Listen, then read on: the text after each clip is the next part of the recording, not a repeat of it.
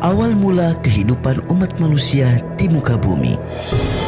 Setelah melanggar perintah Allah Subhanahu wa Ta'ala untuk tidak mendekati buah terlarang, Nabi Adam alaihissalam dan istrinya Hawa harus menjalani kehidupan yang jauh berbeda dibandingkan kehidupan mereka di surga. Adam alaihissalam dan Hawa kini hidup di dunia yang penuh dengan perjuangan. Mereka terus membangun rumah sebagai tempat tinggal, mencari makanan untuk kelangsungan hidup mereka di dunia yang baru. Inilah awal mula kehidupan umat manusia di bumi. Hari, minggu, tahun terus berganti. Kehidupan Nabi Adam dan istrinya pun berubah. Mereka tidak tinggal berdua lagi di bumi. Adam dan istrinya Hawa sudah memiliki keturunan, anak laki-laki dan perempuan. Sudah menjadi ketentuan Allah Subhanahu wa Ta'ala bahwa setiap istrinya Nabi Adam alaihissalam melahirkan selalu dua anak kembar laki-laki dan perempuan. Qabil dan Iklima adalah saudara kembar yang lahir bersama. Juga Habil dan Labuda adalah saudara kembar yang lahir bersama.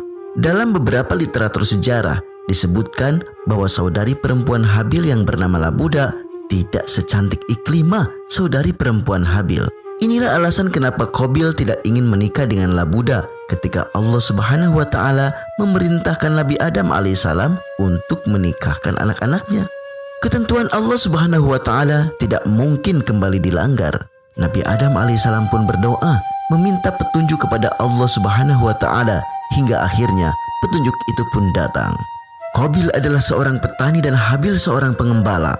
Mereka diperintahkan ayahnya Nabi Adam alaihissalam untuk berkurban sebagai syarat mendapatkan istri yang akan mendampingi mereka. Kurban mereka juga adalah salah satu bentuk ketaatan dalam beribadah kepada Allah Subhanahu wa Ta'ala.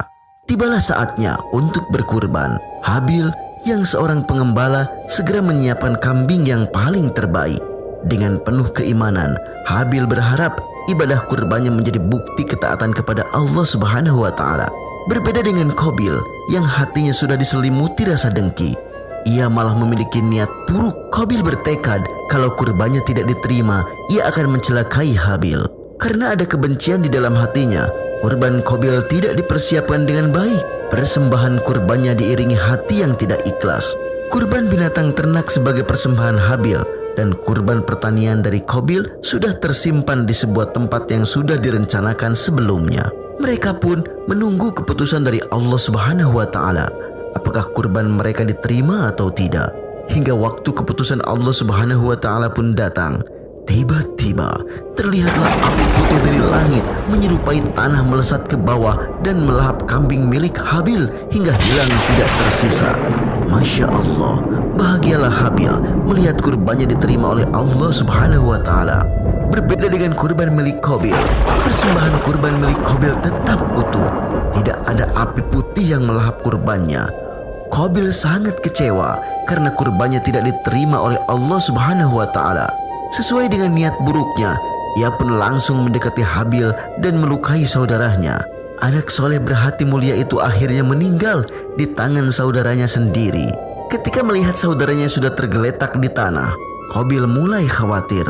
Ia pun bingung apa yang harus dia lakukan kepada saudaranya yang sudah tidak bernyawa itu. Namun, tidak lama kemudian, dua ekor gagak datang dan saling bertengkar hingga salah satu gagak itu mati. Qabil terus memperhatikan kedua burung gagak itu. Qabil menyaksikan burung gagak yang berhasil membunuh lawannya, menggali tanah dan mengubur burung gagak yang sudah mati. Qabil meniru apa yang dilakukan burung gagak itu. Jasad Qabil pun dikubur dalam tanah sebagaimana umat Rasulullah Shallallahu Alaihi Wasallam yang ketika meninggal akan dikebumikan ke dalam tanah. Subhanallah, inilah cara Allah Subhanahu wa Ta'ala untuk memuliakan manusia yang sudah meninggal, asal dari tanah dan dikembalikan ke dalam tanah. Qabil yang sudah membunuh saudaranya itu menyesal. Akan tetapi, penyesalan Qabil bukan penyesalan yang diiringi taubat kepada Allah Subhanahu wa Ta'ala. Oleh karena itu, kelak dia akan mendapatkan balasan yang setimpal sesuai apa yang sudah dilakukannya. Begitupun umat manusia berikutnya, Allah Subhanahu wa Ta'ala akan memperlakukan sama.